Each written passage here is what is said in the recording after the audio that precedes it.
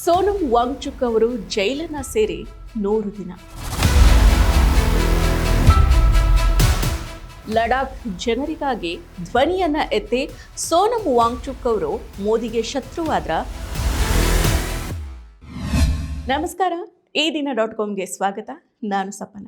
ಬಾಲಿವುಡ್ನ ಖ್ಯಾತ ಸಿನಿಮಾ 3 ಇಡಿಯಟ್ಸ್ನ ಸ್ಫೂರ್ತಿ ಎಂಜಿನಿಯರ್, ಶೈಕ್ಷಣಿಕ ಸುಧಾರಕ, ಪರಿಸರವಾದಿ, ಲಡಾಖ್ ಹೋರಾಟಗಾರ ಸೋನಂ ವಾಂಗ್ಚುಕ್ ರಾಷ್ಟ್ರೀಯ ಭದ್ರತಾ ಕಾಯ್ದೆ ಅಡಿಯಲ್ಲಿ ಬಂಧನಕ್ಕೆ ಒಳಗಾಗಿ ಜೋಧ್ಪುರ್ ಜೈಲನ್ನ ಸೇರಿ 100 ದಿನಗಳಾಗಿದೆ. ಲಡಾಖ್ಗೆ ರಾಜ್ಯ ಸ್ಥಾನಮಾನ ನೀಡಬೇಕು, 6ನೇ ಪರಿಚ್ಛೇದಕ್ಕೆ ಸೇರ್ಪಡೆ ಮಾಡಬೇಕು, ಹೀಗೆ ಲಡಾಖಿಗರಿಗೆ 4 ಪ್ರಮುಖ ಬೇಡಿಕೆಗಳಿಗೆ ಧ್ವನಿಯನ್ನ ಜೋಡಿಸಿದವರು ಸೋನಂ ಅವರು. ಅಷ್ಟು ಮಾತ್ರ ಅಲ್ಲ, ದೇಶಕ್ಕೆ ಅಗಾಧ ಕೊಡುಗೆಯನ್ನ ನೀಡಿದವರು ಸೋನಂ ವಾಂಗ್ಚುಕ್. ಆದರೆ ಇದೀಗ ಲಡಾಖ್ ಜನರಿಗಾಗಿ ಧ್ವನಿ ಎತ್ತಿ ಕೇಂದ್ರಕ್ಕೆ ಇವರು ಶತ್ರುವಾದ್ರ. 370ನೇ ವಿಧಿ ರದ್ದಾದ ಬಳಿಕ ಲಡಾಖ್ನಲ್ಲಿ ರಾಜ್ಯ ಸ್ಥಾನಮಾನ ಮತ್ತು ಗಣಿಗಾರಿಕೆ ಲಾಬಿಯಿಂದ ರಕ್ಷಣೆಯ ಕೂಗು ಕೇಳಿಬಂದಿದೆ. ಈ ಹೋರಾಟಕ್ಕೆ 2023ರ ಜನವರಿಯಿಂದ ಕೈ ಜೋಡಿಸಿದವರು ಸೋನಂ ವಾಂಗ್ಚುಕ್. 2025ರ ಆಗಸ್ಟ್ನಿಂದ ಲೇಹ್ ಅಪೆಕ್ಸ್ ಬಾಡಿ ಭಾಗವಾಗಿರೋ ಸೋನಂ ವಾಂಗ್ಚುಕ್ ಅವರು ಸೆಪ್ಟೆಂಬರ್ 10ರಂದು 5ನೇ ಬಾರಿಗೆ ಉಪವಾಸವನ್ನ ನಡೆಸಿದ್ದಾರೆ. ಸೆಪ್ಟೆಂಬರ್ 26ರಂದು ಸೋನಂ ಉಪವಾಸ ಕುಳಿತ ಲೇಹನ ಶಹೀದ್ ಪಾರ್ಕ್ನ ಹೊರಭಾಗದಲ್ಲಿ ಹಿಂಸಾಚಾರ ನಡೆದು 4 ಗುಂಡೇಟಿಗೆ ಬಲಿಯಾಗಿದ್ದಾರೆ, 90 ಮಂದಿ ಗಾಯಗೊಂಡಿದ್ದಾರೆ. ಇವಿಷ್ಟು ನಡೀತಾ ಇದ್ದಂತೆಯೇ ಕೇಂದ್ರ ಸರ್ಕಾರದ ಕಣ್ಣು ಬಿದ್ದಿದ್ದು ಸೋನಂ ವಾಂಗ್ಚುಕ್ ಅವರ ಮೇಲೆ. ಈ ಹಿಂದೆ ಕೇಂದ್ರದ ನೀತಿಗಳನ್ನ ಶ್ಲಾಘಿಸಿದವರು ಸೋನಂ ಅವರು. ಕೇಂದ್ರ ಸರ್ಕಾರ ಲಡಾಖ್ನಲ್ಲಿ 5 ಹೊಸ ಜಿಲ್ಲೆಗಳನ್ನ ಘೋಷಣೆ ಮಾಡಿದಾಗ ವಾಂಗ್ಚುಕ್ ಪ್ರಧಾನಿ ನರೇಂದ್ರ ಮೋದಿ ಮತ್ತು ಕೇಂದ್ರ ಗೃಹ ಸಚಿವ ಅಮಿತ್ ಶಾ ಅವರನ್ನ ಶ್ಲಾಘಿಸಿದ್ರು. ಸರ್ಕಾರದ ಮಿಷನ್ ಲೈಫ್ನಂತಹ ಅಭಿಯಾನವನ್ನ ಹಾಡಿ ಹೊಗಳಿದವರು.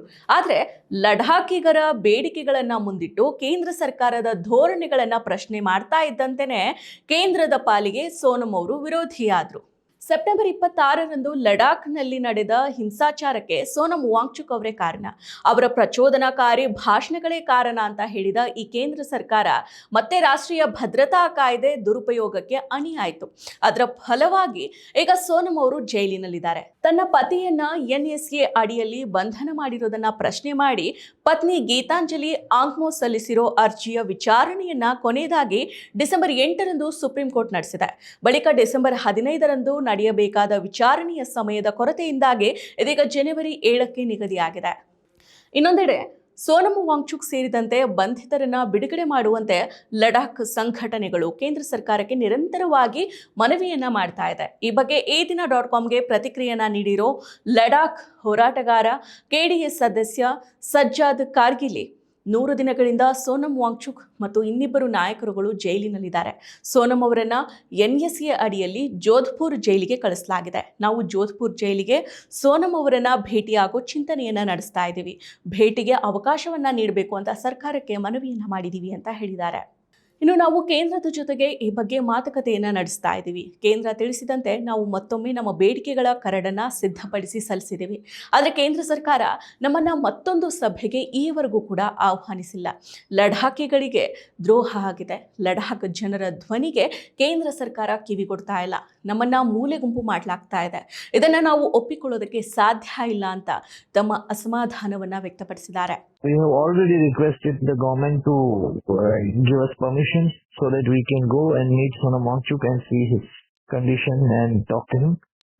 The third thing is Ladakhis are feeling betrayed because government is not listening their voice. We have been pushed to the wall, and unfortunately what is happening with the people of Ladakh does not deserve that, and it's very unacceptable. It's not acceptable at all, and it is highly deplorable. ಅಷ್ಟಕ್ಕೂ ಕೇಂದ್ರ ಸರ್ಕಾರ ತಮ್ಮ ಮೇಲೆ ದೇಶದ್ರೋಹ ಪ್ರಕರಣವನ್ನ ದಾಖಲು ಮಾಡೋದಕ್ಕೆ ಸಜ್ಜಾಗ್ತಾ ಇದೆ ಅಂತ ಸೋನಂ ವಾಂಗ್ಚುಕ್ ಅವರು ತಾವು NSA ಅಡಿ ಬಂಧನಕ್ಕೆ ಒಳಗಾಗೋ ಮೊದಲೇ ಹೇಳಿದ್ರು.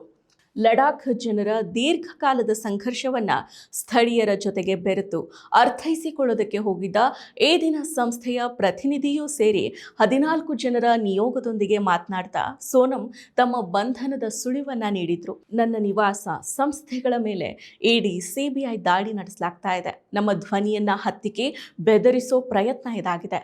ಲಡಾಖ್ ವಿಚಾರದಲ್ಲಿ ಕೇಂದ್ರ ಸರ್ಕಾರದ ವಿರುದ್ಧ ಅಪಪ್ರಚಾರ ಮಾಡ್ತಾ ಇದ್ದಾರೆ ಅಂತ ದೇಶದ್ರೋಹ ದೂರು ದಾಖಲಿಸೋದಕ್ಕೆ ಕೇಂದ್ರ ಮುಂದಾಗಿದೆ ಅಂತ ಸೋನಂ ವಾಂಗ್ಚುಕ್ ಅವರು ಈ ದಿನ ಪ್ರತಿನಿಧಿ ಜೊತೆಗೆ ಮಾತನಾಡ್ತಾ ಹೇಳಿದರು. ಜೊತೆಗೆ ಸೋನಂ ಮತ್ತು ಡಾಕ್ಟರ್ ಗೀತಾಂಜಲಿ ಸ್ಥಾಪಿಸಿದ್ದ HIAL ವಿಶ್ವವಿದ್ಯಾಲಯಕ್ಕೆ ನೀಡಿದ ಜಾಗದ ಗುತ್ತಿಗೆಯನ್ನು ರದ್ದು ಮಾಡಿರೋ ಬಗ್ಗೆಯೂ ವಿದೇಶಿ ವಹಿವಾಟು ನಡೆಸಿದ ಆರೋಪದ ಬಗ್ಗೆಯೂ ಸೋನಂ ಅವರು ಸ್ಪಷ್ಟನೆಯನ್ನ ನೀಡಿದರು. ಹೌದು, ನಮ್ಮ ಸಂಸ್ಥೆ ವಿದೇಶಿ ಹಣವನ್ನು ಪಡೆದಿದೆ. ನಮ್ಮ ವಿದ್ಯಾರ್ಥಿಗಳು ಹಲವು ಸಂಶೋಧನೆಗಳನ್ನು ಮಾಡ್ತಾರೆ. ಈ ಸಂಶೋಧನೆಯನ್ನು ವಿದೇಶದ ಒಂದು ಸಂಸ್ಥೆಗೆ ಮಾರಾಟ ಮಾಡಿ ಅದಕ್ಕೆ ಪ್ರತಿಯಾಗಿ ಆದಾಯವನ್ನು ಪಡೆಯಲಾಗಿದೆ. ಇದು ದೇಶಕ್ಕೆ ಹೆಮ್ಮೆಯ ವಿಚಾರ ಆಗಬೇಕು. ಆದರೆ ಹೋರಾಟವನ್ನು ಹತ್ತಿಕ್ಕೋ ನಿಟ್ಟಿನಲ್ಲಿ ಕೇಂದ್ರ ಸರ್ಕಾರ ನಿರಂತರವಾಗಿ ಒಂದಲ್ಲ ಒಂದು ರೀತಿಯ ದಾಳಿಯನ್ನು ನಡೆಸ್ತಾ ಇದೆ ಅಂತ ಹೇಳಿದರು. ಸೋನಂ ಅವರು ತಮ್ಮ ಬಂಧನದ ಭೀತಿಯನ್ನು ವ್ಯಕ್ತಪಡಿಸಿದ ಕೆಲವೇ ದಿನಗಳಲ್ಲಿ ಲಡಾಖ್ನಲ್ಲಿ ಹಿಂಸಾಚಾರ ನಡೆಯಿತು. ರಾಷ್ಟ್ರೀಯ ಭದ್ರತಾ ಕಾಯ್ದೆಯಡಿಯಲ್ಲಿ ಸೋನಂ ಬಂಧನವನ್ನು ಮಾಡಿಯಾಯಿತು. ಇದೀಗ ಸೋನಂ ಪತ್ನಿ ನಿರಂತರವಾಗಿ ಕೋರ್ಟ್ಗೆ ಅಲೆದಾಡುವಂತಾಗಿದೆ. ಇನ್ನೊಂದು ಕಡೆ ಸೋನಂ ಅವರ ಅನುಪಸ್ಥಿತಿಯಲ್ಲಿನೇ ಕಾರ್ಗಿಲ್ ಡೆಮೊಕ್ರೆಟಿಕ್ ಅಲಯನ್ಸ್ ಮತ್ತು ಲೇಹ ಅಪೆಕ್ಸ್ ಬಾಡಿ ಹೋರಾಟವನ್ನು ಮುಂದುವರೆಸಿದೆ. ಈ ಸಂದರ್ಭದಲ್ಲಿ NSA ದುರುಪಯೋಗದ ಬಗ್ಗೆ ಹಲವು ಸಂಘಟನೆಗಳು, ನ್ಯಾಯಾಲಯಗಳು ಪದೇ ಪದೇ ಪ್ರಶ್ನೆಯನ್ನು ಎತ್ತಿರೋದನ್ನು ನಾವು ಮರೆಯುವಂತಿಲ್ಲ. 2020ರಲ್ಲಿ ಮಕ್ಕಳ ತಜ್ಞ ಡಾಕ್ಟರ್ ಕಫೀಲ್ ಖಾನ್ ಅವರನ್ನ ಪ್ರಚೋದನಕಾರಿಯಾಗಿ ಭಾಷಣದ ಆರೋಪದಲ್ಲಿ ಉತ್ತರ ಪ್ರದೇಶ ಯೋಗಿ ಆದಿತ್ಯನಾಥ್ ಸರ್ಕಾರ ಬಂಧನ ಮಾಡಿದೆ. ಆದರೆ ಅಲಹಾಬಾದ್ ಹೈಕೋರ್ಟ್ ಈ ಬಂಧನಕ್ಕೆ ಕಾರಣವನ್ನ ಪ್ರಶ್ನೆ ಮಾಡಿ ಕಫೀಲ್ ಖಾನ್ ಬಿಡುಗಡೆಗೆ ಆದೇಶವನ್ನ ನೀಡಿದೆ. ಅಷ್ಟು ಮಾತ್ರ ಅಲ್ಲ, ಮಧ್ಯಪ್ರದೇಶದಲ್ಲಿ ಲವ್ ಜಿಹಾದ್ ಅನ್ನೋ ಕಪೋಕಲ್ಪಿತ ಆರೋಪದ ಮೇಲೆ ಬಂಧಿಸುವಾಗಲೂ ಕೋಮು ಹಿಂಸಾಚಾರದ ವೇಳೆ ಇದೇ ಕಾಯ್ದೆಯನ್ನ ದುರುಪಯೋಗ ಪಡಿಸಿಕೊಳ್ಳಲಾಗಿದೆ.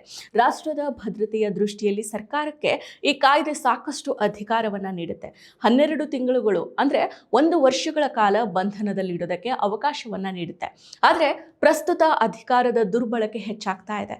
ಸದ್ಯ ಸೋನಂ ಬಂಧನವನ್ನ ಪ್ರಶ್ನಿಸುವುದರ ಜೊತೆಗೆ ಈ ಕಾಯ್ದೆಯ ದುರುಪಯೋಗ ಮತ್ತು ಕಾಯ್ದೆಯಲ್ಲಿರೋ ಗಂಭೀರವಾದ ಮಿತಿಗಳ ಬಗ್ಗೆಯೂ ಧ್ವನಿ ಎತ್ತೋದು ನಿಜಕ್ಕೂ ಕೂಡ ಅನಿವಾರ್ಯ. ಮತ್ತಷ್ಟು ವಿಶೇಷ ವಿಡಿಯೋಗಳನ್ನು ನೋಡಲು ಮತ್ತು ಹೊಸ ವಿಡಿಯೋಗಳ ಬಗ್ಗೆ ತಿಳಿಯಲು ಈ ದಿನ .com ಯೂಟ್ಯೂಬ್ ಚಾನೆಲ್ ಸಬ್ಸ್ಕ್ರೈಬ್ ಮಾಡಿ ಮತ್ತು ಬೆಲ್ ಐಕಾನ್ ಕ್ಲಿಕ್ ಮಾಡಿ.